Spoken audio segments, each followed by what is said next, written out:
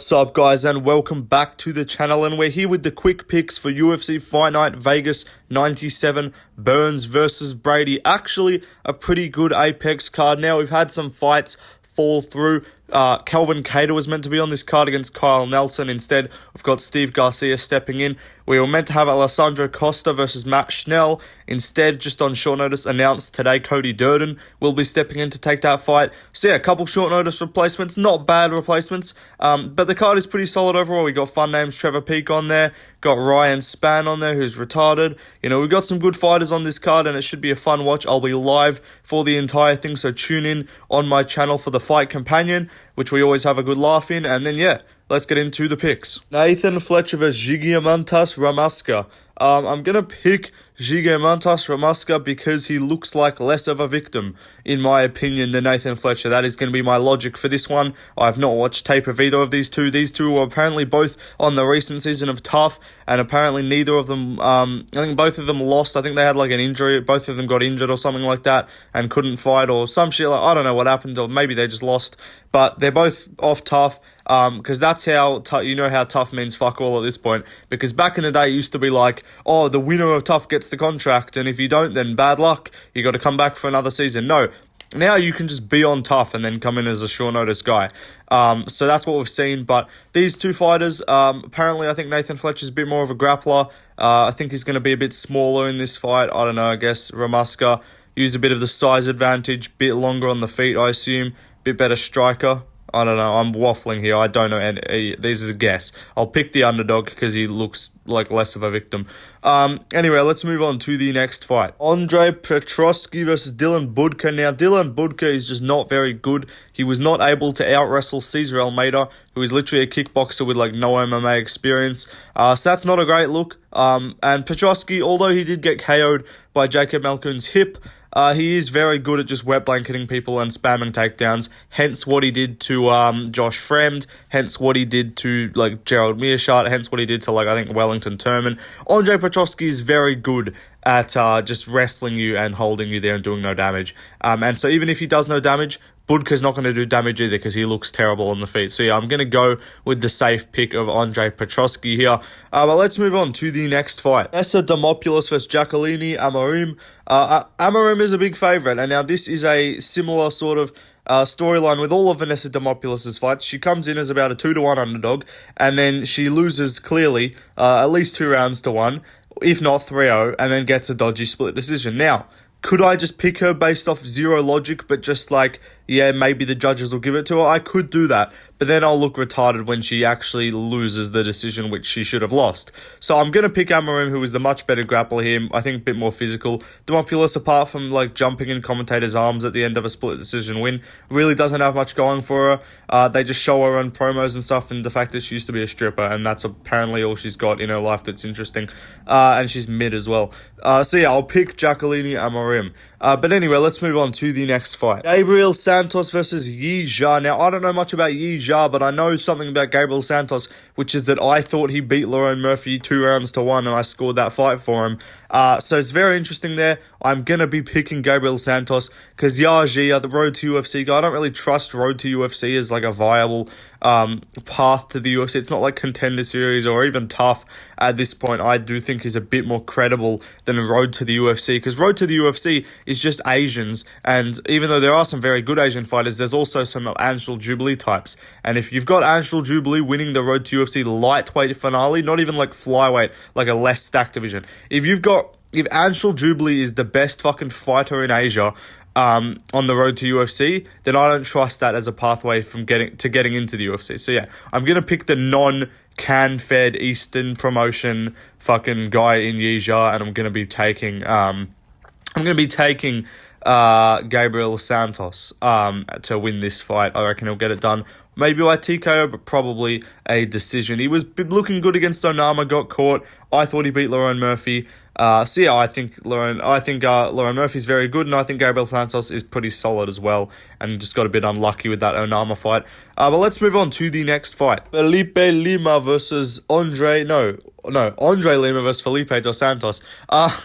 I'll be picking Andre Lima here. I think he's a bit bigger, and I think he's a bit more technical as well. And I think we're starting to see with some of these shoot box guys, like apart from Oliveira, a lot of them are just bantamweight, flyweight dudes who have a decent chin and are tough and walk forward, but aren't all that good. And I think we saw that the other week with Elvis Brenner, where he just looked completely mid and just not really like someone who's actually trained striking against Joel Alvarez. So yeah, Elvis Brenner, I don't know, like Elvis Brenner, what's his name? Daniel Santos, the other guy. Like, these guys are solid, but they're not anywhere near Charles Oliveira. And I don't know, Felipe dos Santos had a good scrap with Cap. Got 30-27s though, like, or 29-28 at least. Like, but lost. It's the only reason everyone, like, this happens with a lot of fighters. They come in on short notice, come in against some top 10 guy, and then they have moments, then they look decent, and then everyone goes, oh my god, this person's so good. But Manel Cap, I think the aura is starting to wear off with Manel Cap. Even though we still love his based post-fight interviews, he hasn't gotten one of those wins in a while. He's going to be a year without a win coming up. He's not going to have a win in over a year. By the time he next fights, because the last one was in September against Dos Santos. And yeah, even in that fight, like, Cap didn't look amazing. Like, Cap kind of looked a bit mid. And Cap in his last fight against Chimaev also kind of just looked a bit mid and just kind of let Chimaev just do whatever he wanted, I guess, and he just doesn't really have much urgency. And even Cap wasn't able to, like, badly put this guy away. Now, maybe that's an indication of Felipe dos Santos actually being really good and not Cap just being kind of mid. But I think Felipe Lima, I don't think he's going to put him away, but I think he's a lot more technical. And even though he took Mitroposo to a decision, which if you look on paper, it does say split, that was not a split decision. He won 30-27, I thought, pretty clearly. Mitroposo ain't all that, but Felipe Lima, I think he's solid. I think he's technical. He's pretty young too. Oh no, he's not young. I think Dos Santos is young, which is why I think he's going to be a bit more stupid in this fight and make dumber decisions and get held on bottom if he gets there, or just kind of get leg kicked to range and rush in and not know how to, like, do stuff that you do know how to do when you've got experience. So yeah, it's a long, I've gone on for a long time. This is basically me saying I think Andre Lima's more experienced, he's more technical, I think he's better, going to make better decisions as well. And so yeah, I'll trust him to get this one done. It's going to be a good fight though on the prelims. It's a good one to watch out for. Even if it goes decision, I'm picking a lot of fights on here to go decision, but that doesn't mean I think the card's going to be boring. I think there's going to be a lot of fun decisions. But let's move on to the next fight. Morat versus Isaac Dolgarian. Yes, these odds are not a typo. Isaac Dolgarian is like a minus 2,500 favourite. He's going to win this fight easily.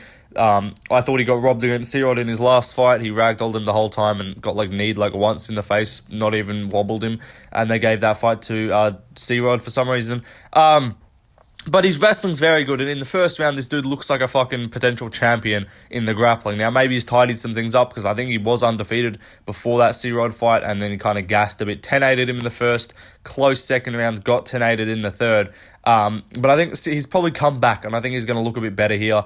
I think he's going to look a bit more composed, bit better striking as well, and probably not gas out quite as much. But I don't think it's going to happen. I don't think he's going to need much cardio for this one. I think he's going to get rid of Brendan Morat pretty quickly. Brendan Morat is a guy who got KO'd in 20 seconds by McKinney and made people think McKinney was on some comeback. Because if you don't remember, McKinney lost by KO to Bonfim. He got subbed by Sadyukov. Then he fights, I think, some bum. I forget who it was.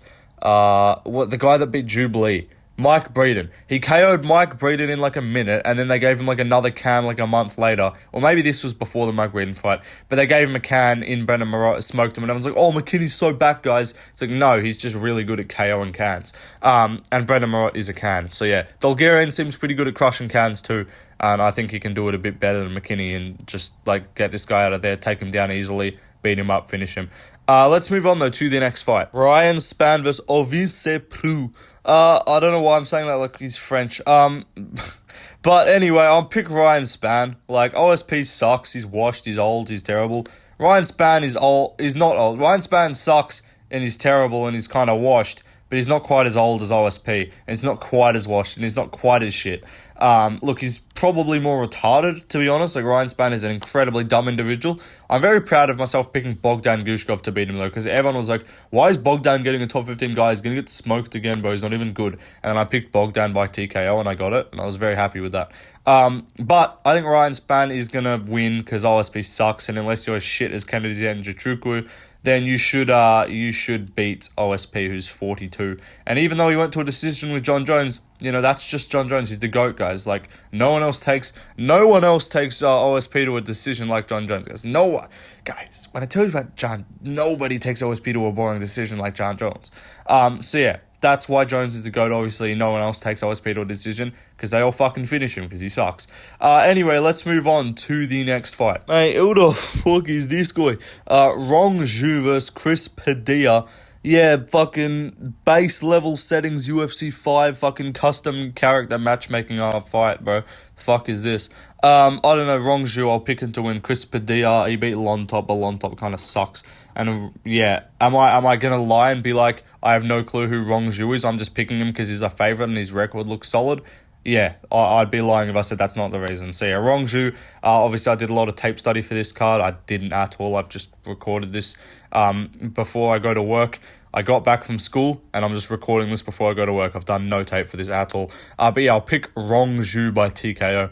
Let's move on though to the next fight. Now, I was going to try and be smart and cheeky with like a Yanal Ashmuz underdog pick here and be like, oh, I'm probably going to be the only one picking Yanal Ashmuz and Trevor Peak's not all that good and but everyone likes him, so they'll pick him. But I think a lot of people are kind of hip to it. They're pretty smart. They know that Ashmuz is decent, and I know Peak is not very good. And so if I'm going to go against my gut here, and my gut is saying pick Ashmuz. He's just better because I've watched the two fight, and Ashmuz just looks more better as a martial artist. And also taking fucking what's his name, Muhammad Yair to a decision is an awful look, given how we saw Caio Fernandez just smoke him. So yeah, all logic here should be picking in Ashmuz, but I'm just gonna trust in the fucking Giga Chad chin, the crackhead fucking Homer Simpson chin of what's it called, Trevor Peak, and he's just gonna be inbred and retarded enough to win and throw standing hammer fists, and he's gonna take an early storm, probably get dropped, and he's gonna come back and win, and Ashmuz is gonna gas out because he's Israeli.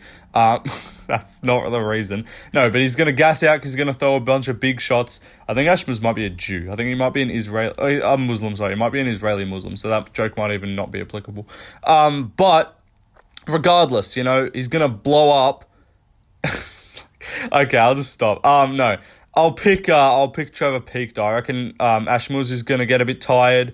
He's going to run out of steam. He's going to run out of explosivity, and then Peak's gonna come over and deliver fucking 260 tons of fucking freedom onto his fucking head, and just KO him with standing hammer fists. I don't know what I'm saying here, but anyway, let's move on to the next fight. Ignore these odds. These are not the odds. These are not the odds for Matt Schnell versus Cody Durden. They were just on here from the last time I used a prediction video template from whatever fight it was. But I'm going to be picking Cody Durden because I don't trust Matt Schnell, and his chin's awful, and he sucks, and he gets KO'd by ground and pound like hammer fists. So yeah, I'm not going to trust Matt Schnell. I'm going to pick Cody Durden, even though it's on fucking short notice, and even though Cody Durden got KO'd by Bruno Silva in a month and a half ago, which is a bit worrying. So I don't know why he's cleared to fight on this short notice, but anyway, I'm going to still pick him because I just don't trust Schnell. Maybe Schnell gets a bounce back here, and maybe because he's losing to the Ursegs and the Nicolaus of the world, but maybe that level of the Sumo Derji or the Cody Durden, maybe that's the level he can beat. But I'm going to just not trust his chin, and until he takes of a big shot, if he takes a jab clean, then I'm immediately changing my pick to Matt Schnell, because that must mean his chin's okay, because otherwise he would normally be getting KO'd by jab. So I'll trust Cody Durden to land anything of significance and KO Matt Schnell. In a preview, it's going to be a competitive fight, and then he'll land one shot and just Schnell's going to die. But let's move on to another fight, or next fight. Steve Garcia versus Kyle Nelson. I'm going to be not picking the Canadian here. I'm going to be picking Steve Garcia because, again, can't be trusting Canadian men to win martial arts fights. after watching today on the Contender Series, that chick that got KO'd, she was Canadian, so maybe you can't even trust the women. But I'm going to be picking Steve Garcia because he's autistic and he's retarded, and he looks Down syndrome, but he's got power. He's got retard power, and so that's why I'm going to pick him to win. Because we saw in his last fight against, I think it was Jing Yong Lee or something, or maybe that was who... Was it Jing Yong Lee or fucking some Ding Dong D, like Lee La Lu, one of those names, one of the Korean names, you know what I'm talking about.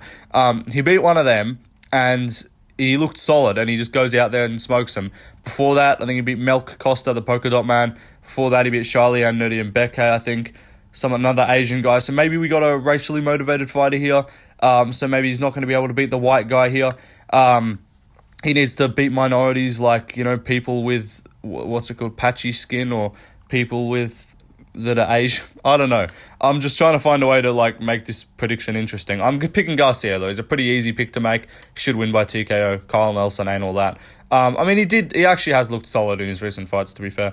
But let's move on to the next fight. We got the two opposite ends of the Brazilian women spectrum here. We got the women with Jessica Andrade, and then we got the women with Natalia Silva compared to the, women, ? But normally that would be a circumstance where I pick the one that looks like a dude. But Andrade is not very good at this point, and I think we've kind of figured out that she's kind of shit. She beat, I think, Marina Rodriguez, was, arguably robbery, close fight, whatever. She beat Mackenzie Dern, who's awful. But apart from that, I do not trust Jessica Andrade at flyweight, because apart from whooping up, what's her name? Lauren Murphy, I should say. She lost to Andrade. She lost to Blanchfield. Andrade did. Made Blanchfield actually look decent on the feet, which is why I picked her to beat Fiora. And then she got KO'd by Yan Jianan, and then she went back up to flyweight. Oh no, she stayed at strawweight, lost to Suarez. Okay, so she hasn't fought much at flyweight recently, but she's gone back up here, fighting Natalia Silva, who's actually not bad. She kind of schooled Viviane Araujo. She's got KOs on her record. She's got actually solid striking. And she looks good for the judges too, because she does a whole bunch of nothing.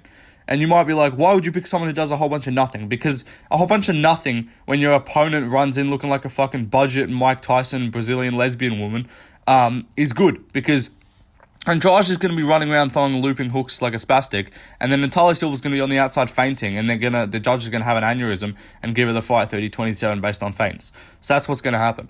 But let's move on, though, to the main event. Gilbert Burns versus Sean Brady. I want Gilbert Burns to win. I really like Gilbert Burns. I want him to get the W, and I think he can, because I low-key don't rate Sean Brady that highly.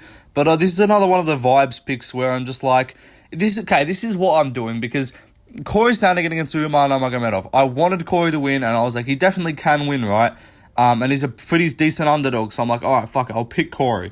But this time, I'm not doing that. Even though it's like a Burns pick is kind of logical, because he's not bad, and he's got really good anti-grappling, and his striking's not bad. I think Sean Brady's just going to do enough, and I think he's going to look decent enough on the feet, because I don't think Burns' striking at this point is crazy dangerous, where if Brady can't get takedowns, he's cooked. I don't think he just needs to get takedowns desperately. His jab's actually pretty clean, and apart from getting finished by Bilal on the feet, which was an awful look, but before that he looked solid. And losing to Bilal's not a bad look either. Burns did too, but he got injured. But I'm going to be picking Sean Brady by decision. Now, I want Burns to win, and I'll be rooting for Burns. So if I get my pick wrong here, I'll be very happy. But I just have a vibe Brady's going to win. He's younger. He's going to be leveling up in his game with his Burns. He's fighting to not just be on a downhill and just be washed.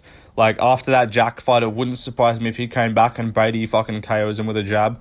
That might happen. So I'm going to pick Sean Brady. I think he can implement the better grappling a little bit. And we saw it even, he grappled Craig Jones and just kind of neutralized him on top and just kind of stayed there and just had strong top control.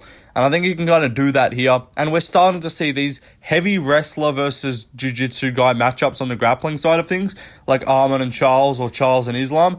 The wrestlers are often able to kind of just hold them down. And unless you're just elite off your back and you're just going to submit anyone who's on the ground with you, which in men's MMA you're not seeing as much.